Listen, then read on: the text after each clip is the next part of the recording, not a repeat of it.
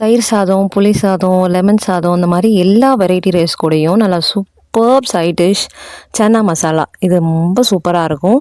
இது செய்றதுக்கு கடாயில கொஞ்சமா எண்ணெய் விட்டுக்கோங்க. எண்ணெய் நல்லா சூடானதுக்கு அப்புறமா இதில 1 ஸ்பூன் கடுகு போட்டு பொரிய விட்டுக்கோங்க. கடுகு நல்லா பொரிஞ்சதுக்கு அப்புறமா கொஞ்சம் சோம்பு, கருவேப்பிலை அது கூட நறுக்கி வச்சிருக்க 2 பச்சை மிளகாய், அப்புறம் ஒரு 3 வெங்காயம்.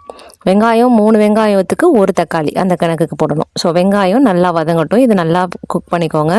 வெங்காயம் நல்லா வதங்குறதுக்குள்ள நம்ம இங்கே ஒரு மசாலா அரைச்சிக்கலாம். இது ட்ரையாக தான் அரைக்கணும். தேங்காய், கொஞ்சமாக பூண்டு, அப்புறம் ஒரு 4, 5 வரமிளகா, அது கூட கொஞ்சம் சோம்பு போட்டு நல்லா அரைச்சி எடுத்துக்கோங்க. வெங்காயம் வதங்கிடுச்சு. இஞ்சி பூண்டு போட்டு வதக்கிட்டு தேவையான அளவு தக்காளி போட்டு உப்பு போட்டு நல்லா வதக்கிக்கோங்க. தக்காளி வெங்காயம் எல்லாம் நல்லா வெந்ததுக்கப்புறமா இதில் 1 ஸ்பூன் மஞ்சத்தூள், கொஞ்சமாக மிளகாய்த்தூள். நம்ம அங்கே வரமிளகாய் போட்டு அரைக்கிறோம். ஸோ அதனால் மிளகாயை பார்த்து போட்டுக்கோங்க.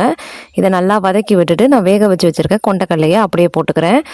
கொண்டைக்கடலையில் இருக்கிற ஈரப்பதமே போதும். அந்த தண்ணி எதுவுமே ஊற்ற வேண்டாம்.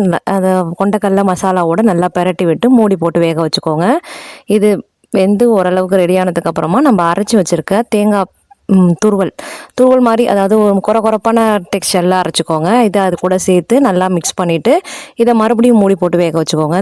தேங்காய் அந்த பேஸ்ட் எல்லாமே கொஞ்சம் நல்லா வேகிற அளவுக்கு. இது நல்லா வெந்ததுக்கப்புறமா நல்லா கலரி கருவேப்பிலை கொத்தமல்லி தூவி இறக்குனீங்க அப்படின்னா நல்லா சூப்பரான சன்னா மசாலா ரெடி ஆகிடுச்சு. இதை நான் ஃபர்ஸ்ட் டைம் என்னோடய ஃபர்ஸ்ட் ப்ரெக்னென்சி அப்போது வளைகாப்பு போட்டு ஊருக்கு போயிருந்தப்போ எங்கள் எய்த்த வீட்டில் பாலமான ஒரு அத்தை இருக்காங்க. அவங்க எனக்காக ப்ரிப்பேர் பண்ணி கொடுத்த ஒரு டிஷ் இது. அதில் நான் இன்ஸ்பயர் ஆகி அதில் என்னென்ன போட்டிருக்காங்கன்றதை நானாக செக் பண்ணி பண்ணது. ட்ரை பண்ணி பாருங்கள். அவ்வளோதான். Happy cooking.